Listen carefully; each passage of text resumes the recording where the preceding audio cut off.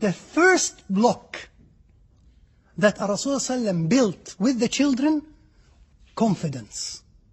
He wanted to create a love relationship and a confidence between him and those children. They don't want instructions. They don't want orders.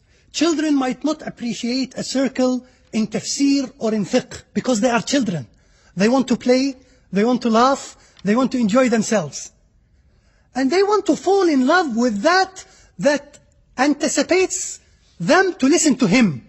Be it a father, a mother, or a Rasulullah. So before a Rasulullah speaks to them about hellfire and Jannah and Qiyamah and dunya and how important it is to pray and to wear hijab and to read the Quran, he was spending a lot of effort and investing in a lot of time to make them love him.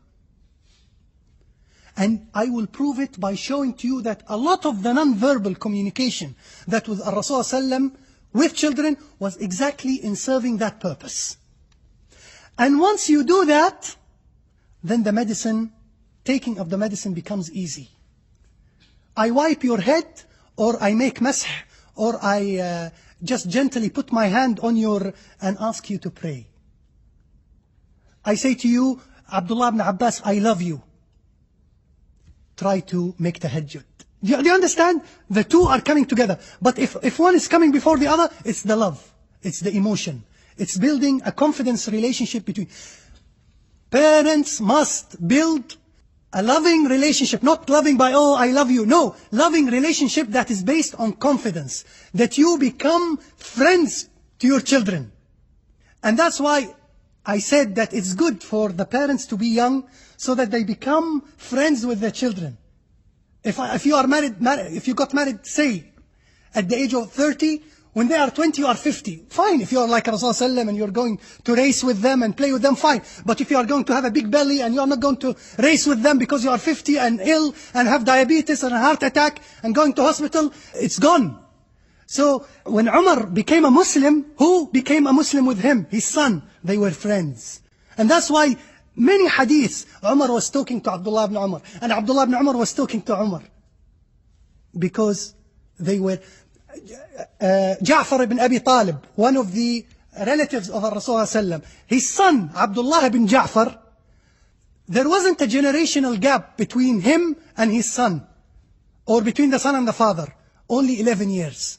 So imagine, his father is 40 and the son is 30, playing football, cricket, whatever, you name it. Son and father, but there isn't a generational gap between them. And by the way, and this is again not philosophizing, I don't believe in something called generational gap. The gap is created by you being out of touch. I could be out of touch of my generation. And I could tap into the youth culture today and try to, I know my face, my complexion will not make me accessible to the young, but at least I can familiarize myself with the culture of with the music they listen to, the sort of talks and how they text message each other and use all these sorts of things. A father, for example, can know how to use the computer if he is at the age of 50 or 60. Can know how to use the internet and open an account in Hotmail and sometimes email his son. This is possible. So generational gap are only created when you choose to create a generational gap.